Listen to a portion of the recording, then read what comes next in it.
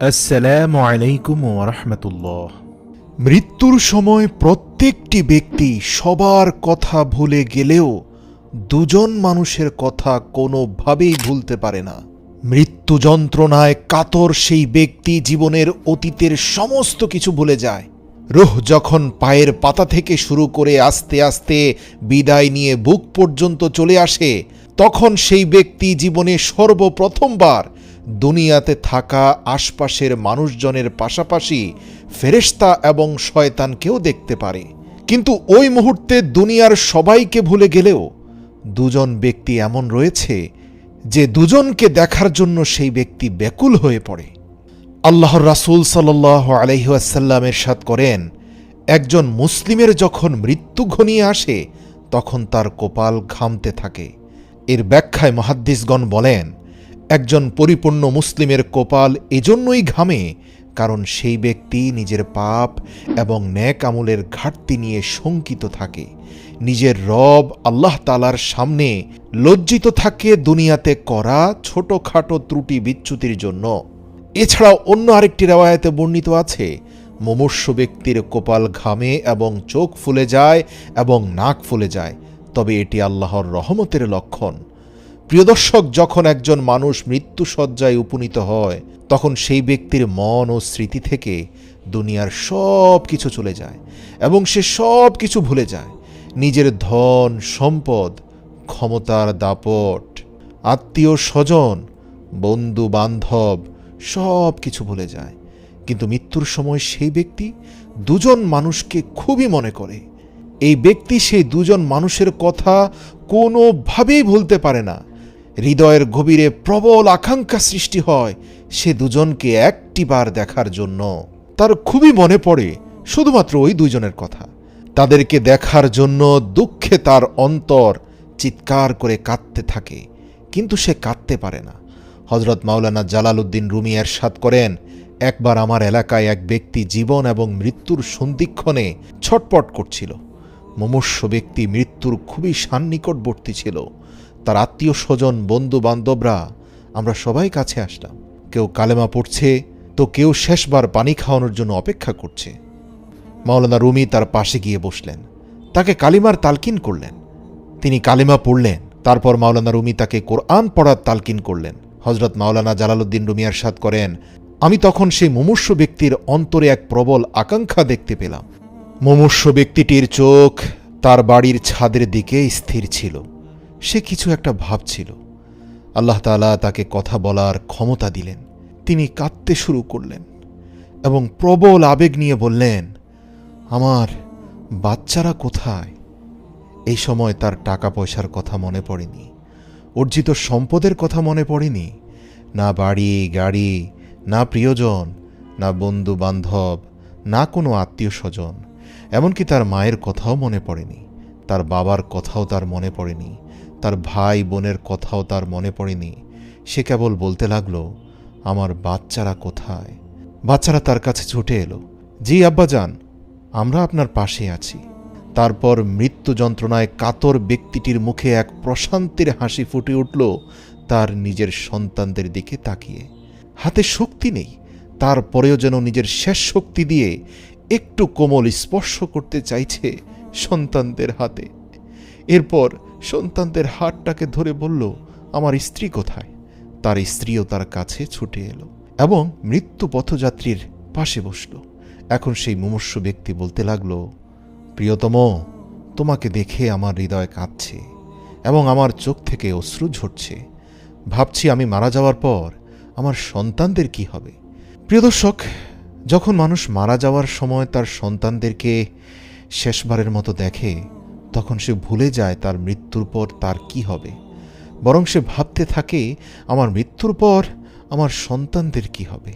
আমার মৃত্যুর পর আমি জানি না কেউ আমার পিপাসার্ত সন্তানদেরকে পানি দেবে কিনা, কেউ আমার ক্ষুধার্ত শিশুদের খাওয়াবে কিনা। আমার মৃত্যুর পর আমার প্রিয়জনদের মধ্য থেকে, আত্মীয় স্বজন, বন্ধু বান্ধব, ভাই বোনদের মধ্য থেকে কেউ আমার বাচ্চাদেরকে আমার মতো করে দেখভাল করবে কিনা, আমার মতো কেউ কি এই এতিমের যত্ন নেবে কিনা। এইসব ভেবে সে কাঁদতে থাকে, তার চোখ থেকে অশ্রু ঝরতে থাকে। সেই ব্যক্তি তার স্ত্রীকে নসিহত করতে থাকে, আমি তো এই দুনিয়া ছেড়ে বিদায় নিচ্ছি, আমার প্রতি একটি এহসান করবে, আমার এই বাচ্চাগুলোকে কোরআনের তালিম দেবে, তাদের মুখ থেকে নির্গত আল্লাহর কালাম আমার কবরকে নূরের আলোয় আলোকিত করবে, আমার বাচ্চাদের মুখ থেকে তেলাওয়াত করা সূরা ইয়াসিন আমাকে জাহান্নামের আগুন থেকে রক্ষা করবে, আল্লাহর আযাব থেকে আমাকে বাঁচাবে। প্রিয় দর্শক, আপনার সন্তানদেরকে দ্বীনি শিক্ষা দেয়া, কোরআনের শিক্ষা দেওয়া খুবই জরুরি। আপনারা কি সেই ঘটনা শুনেননি? একদা হজরত সৈয়দনা মূসা আলাইহিস সালাম একটি কবরস্থানের পাশ দিয়ে যাচ্ছিলেন। হঠাৎ তিনি দেখতে পেলেন সেই কবরস্থানে একটি কবরের ভেতরে মৃত ব্যক্তিকে অত্যন্ত যন্ত্রণাদায়ক শাস্তি দেয়া হচ্ছে। মৃত ব্যক্তিটি কঠিন আযাবে পতিত হয়ে আছে এবং তার কবরটি জাহান্নামের গর্তসমূহের একটি গর্তে পরিণত হয়েছে। সেই মুর্দা ব্যক্তিকে অনবরত আযাব দেয়া হচ্ছে। মুর্দা ব্যক্তিটি সেই ভয়ঙ্কর শাস্তির কারণে যন্ত্রণায় চিৎকার করছে। হযরত সাইয়্যিদানা মূসা আলাইহিস সালাম সেখান থেকে এগিয়ে গেলেন। কাজ শেষ করে তিনি যখন একই পথ দিয়ে ফিরে আসছিলেন, তিনি দেখতে পেলেন সেই একই ব্যক্তি যাকে কবরের ভেতরে জাহান্নামের শাস্তি দেওয়া হচ্ছিল, এখন সেই ব্যক্তি জান্নাতের বাগানে হাঁটছে। সুবহানাল্লাহ, তার কবরটি জান্নাতের বাগানের মধ্যে একটি বাগানে পরিণত হয়েছে। হযরত সাইয়্যিদানা মূসা আলাইহিস সালাম আল্লাহর দরবারে দুহাত তুলে প্রার্থনা করলেন, হে আমার মালিক, আমি কিছুক্ষণ আগে এখান দিয়ে যখন যাচ্ছিলাম দেখতে পেয়েছি এই কবরটি জাহান্নামের গর্ত এবং এই ব্যক্তি জাহান্নামে প্রচণ্ড শাস্তি পাচ্ছিলেন, কিন্তু কিছুক্ষণ পরেই এটি কিভাবে সম্ভব যে এখন সে জান্নাতের বাগানসমূহের একটি বাগানে প্রবেশ করল? আল্লাহ সুবহানাহু ওয়া তাআলা বললেন, হে মূসা, এই ব্যক্তিটি যখন মারা যায় তখন সে তার স্ত্রীকে গর্ভ অবস্থায় রেখে আসে। সেই স্ত্রীর গর্ভে একটি পুত্র সন্তান জন্ম নেয়। তার ছোট ছেলে শিশুটি যখন একটু বড় হলো, আজ তার স্ত্রী তার ছোট্ট শিশু পুত্রটিকে মসজিদে পাঠিয়েছে। মসজিদের মুয়াল্লিম তাকে বিসমিল্লাহির রহমানির রাহিম পড়িয়েছে। আজ তার শিশু সন্তান বিসমিল্লাহির রহমানির রাহিম পাঠ করেছে। হে মূসা, তাই আমার লজ্জা হয় যে এই লোকের নিষ্পাপ শিশুটি আমার নাম নিচ্ছে, তার পিতার জন্য দোয়া করছে। আমি কি করে তার পিতাকে জাহান্নামে নিক্ষেপ করব? এটি আমার রহমতের সঙ্গে শোভা পায় না। সুবহানাল্লাহ। প্রিয় দর্শক, যদি আপনারা চান আপনাদের কবর নূরের আলোয় আলোকিত হোক, কবরের আযাব এবং শাস্তি আপনার নিকটেও না আসুক, তাহলে নিজের সন্তানদেরকে অবশ্যই কোরআনুল কারীমের শিক্ষা দেয়া অত্যন্ত জরুরি।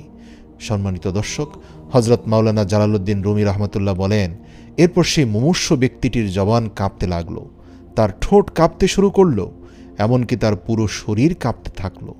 অতঃপর তার রূহ কবজ করার জন্য মৃত্যুর ফেরেশতাদের আগমন করল। হযরত মাওলানা জালালউদ্দিন রুমি রাহমাতুল্লাহ বলেন, যখন মানুষের রূহ তার শরীর ছেড়ে বেরিয়ে আসতে থাকে তখন তার মুখ খুলে যায়, ঠোঁট জোড়া একে অপর থেকে আলাদা হয়ে যায়। মানুষের রূহ পায়ের পাতা থেকে ধীরে ধীরে ওপরের দিকে বেরিয়ে আসতে শুরু করে। যখন রূহ তার হৃদয় এবং ফুসফুসে পৌঁছায়, তখন এটি সেই মুহূর্ত যখন একজন মানুষ পৃথিবীর বুকে তার জীবনে প্রথমবারের মতো ফেরেশতা ও শয়তানদের দেখতে পায়। একদিকে ফেরেশতারা তার কানে কানে উপদেশ দেয় বেঈমান হওয়ার জন্য, অন্যদিকে তার জিহবা থেকে তার আমল অনুযায়ী কথা বের হতে থাকে। যদি সেই ব্যক্তি নেককার হয়, নামাজি হয়, ইবাদত গুজার হয়, আল্লাহ তাআলার একজন নেক বান্দা হয়, তখন তার মন তার জিহবাকে কালেমা পড়ার তালকিন করে, পবিত্র কোরআন পড়ার তাগিদ দেয়, তাকে দুরূদ শরীফ পাঠ করার তালকিন করে। কিন্তু মানুষটি যদি নেককার না হয়, তাহলে তার মন এক অদ্ভুত বিস্ময়ের শিকার হয়, আর তখন মানুষ শয়তানের উপদেশ গ্রহণ করে, যার কারণে তার কালেমা পাঠ করার সৌভাগ্য হয় না। তারপর সে কালেমা পড়ার চেষ্টা করে কিন্তু পড়তে পারে না। আম্মা জান হযরত আয়েশা সিদ্দিকা রাদিয়াল্লাহু বলেন, মহান আল্লাহ যখন কোনো বান্দার জন্য মঙ্গল কামনা করেন, তখন তার মৃত্যুর 1 বছর আগেই তার কাছে একজন ফেরেশতা পাঠানো হয়, যিনি তাকে মন্দ কাজ থেকে বিরত রাখেন এবং তার মৃত্যু পর্যন্ত তাকে সঠিক পথে পরিচালিত করেন। সুবহানাল্লাহ।